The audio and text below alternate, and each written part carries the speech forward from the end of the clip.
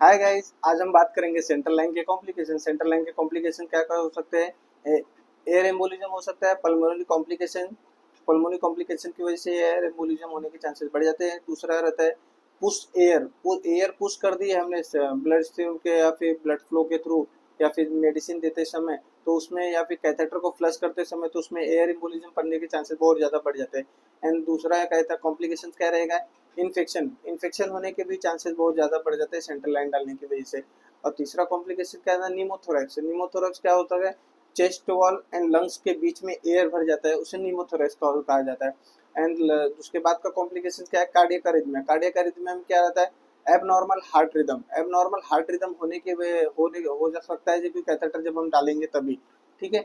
And catheter related blood stream infection होने के chances बहुत ज़्यादा बढ़ जाता है, क्योंकि कैथेटर रिलेटेड ब्लड स्ट्रीम होने का इन्फेक्शन ऐसा रहता है कि कैथेटर जो भी लॉन्ग टर्म के लिए नहीं रख सकते हम, ज़्यादा से ज़्यादा उसको 15 डेज के लिए रख सकते हैं। 15 डेज के बाद उसको चेंज करना पड़ता है, उसका पोजीशन साइज, या फिर नया कैथेटर डालना पड़ता है या दूसरे साइड में इंसर्ट करना पड़ता है। ठीक है। Arterial puncture. आर्टेरियल पंचर होने के भी चांसेस बहुत ज़्यादा रहता है सेंट्रल लाइन डालते समय। और कैथेटर का कॉम्प्लिकेशन क्या रहता है? कैथेटर फ्रैक्चर हो सकता है। Damage of the central vein. Central vein damage होने की वजह से क्या होता है?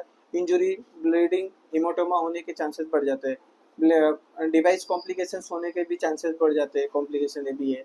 और एक कॉम्प्लिकेशन आ रहा है इरेगुलर हार्ट बीट। जब पेशेंट को सेंट्रल लाइन डाला जाता है, डालने की वजह से जो गाइड वायर जब हार्ट में इंसर्ट होता है तो वहाँ पे इरेगुलर हार्ट बीट हो जाता है, तो उसके वजह ये भी एक कॉम्प्लिकेशन है।